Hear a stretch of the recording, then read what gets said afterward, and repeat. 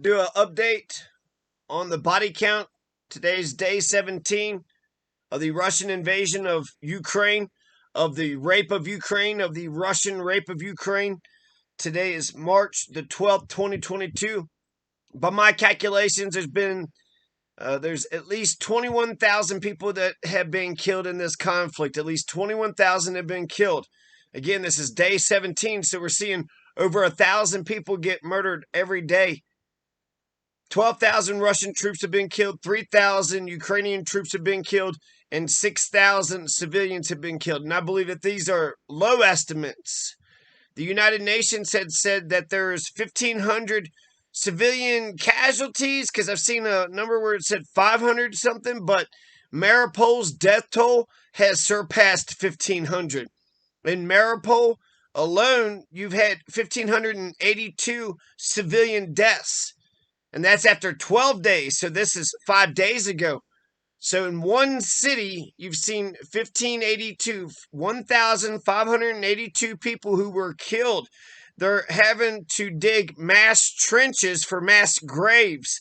And they're not even burying all the dead because they're not able to. So 1,582 people have been killed in Mariupol.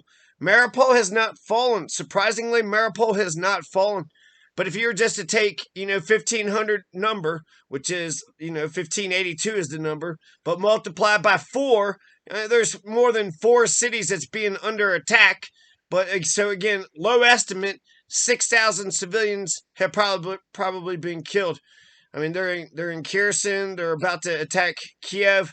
They've attacked at least 4 major cities. So 6,000 civilians have been killed. 3,000 Ukrainian troops have been killed, and 12,000 Russian troops have been killed. So that's a lot of troops, but that's been consistent. Ukrainians said that they're basically killing Russians by the goddamn bushel.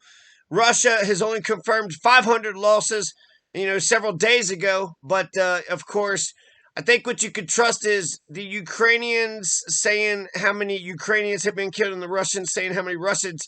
At the very least, you could say, well, at least 500 have been killed. But they all have reasons to lie, to make it seem like not as many Russians are dying, to make it seem like the war is going, swimmingly. It's going well for the Russians. Only 500 have died, not the 12,000 that people are reporting.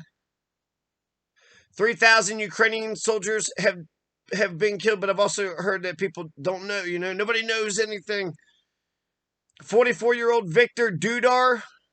44-year-old Viktor Dudar is a Ukrainian. During peacetime, he's a journalist. So he's sitting there writing articles for a newspaper during peacetime. He hugged his wife, Oksana, told her not to worry about him before he left to go fight the Russians. 44-year-old Viktor Dudar had got killed. He was one of the, I want to say he's one of the 70 Ukrainian soldiers who were killed. No, they just said, they reported it to her that he had been killed in a hail of gunfire or some sort of rocket grenade or some shit. They didn't say the specific details. So RIP to Viktor Dudar. 44-year-old Viktor Dudar goes out to fight the Russians, gets killed. And every day he was telling, his wife Oksana that he was okay. But then, 3 days ago, he didn't respond to the text messages that his wife Oksana had sent out too. On March 1st, 2022, so this is reported 11 days ago, 70 Ukrainian soldiers were killed after a Russian artillery hit a military base in Akhatirka, which is in between Kiev and Kharkiv. So we know they're, in Kharkiv and Kiev and Akhatirka. 70 Ukrainian soldiers, just like that, right? In a moment, an instantaneous, just a bomb, just an explosion, killed. Apparently, the Russians they agreed to let the Ukrainians flee through a protected corridor, and when they were fleeing, the Russians bombed them. It took like 2 or 3 times to get that shit right. The United Nations Refugee Agency says more than 2.5 million Ukrainians have fled the country, over 2.5 million refugees, and over 1.4 million of them went through Poland. Ukrainian President Vladimir Zelensky said late Thursday about 100,000 people have fled over the last 2 days through the evacuation corridors. So even though Mariupol,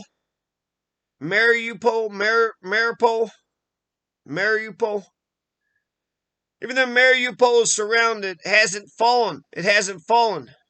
Mayor Vadim Boychenko said Russian forces are surrounding the city. They're trapping residents in the war zone without food or running water. Doctors Without Borders said their teams are on the ground. They're seeing families without enough food, water, medicine, living in crowded conditions as they hide from explosions in the area. There's hardly any safe place, and the sound of gunfire, shelling, and aerial bombardment is ever present, Kate White, emergency manager for the organization, said. U.S. Congress has passed $13.6 billion in humanitarian aid money for Ukraine and allies as part of a larger spending package that received bipartisan support in the Senate on Thursday. Nearly $14 billion. You know how much money it would take to solve homelessness in America? $5 billion. $5 billion, just a tiny percentage of the money we just now sent to Ukraine. Just a tiny percentage. Not, less than half of this little gift we just gave to Ukraine, which good that Congress is, on the side of the Ukrainian people. Fighting northwest of Kiev continues as cities of Kharkiv, Chernihiv, Sumy, and Mariupol is encircled by Russian troops. 2.5 million refugees.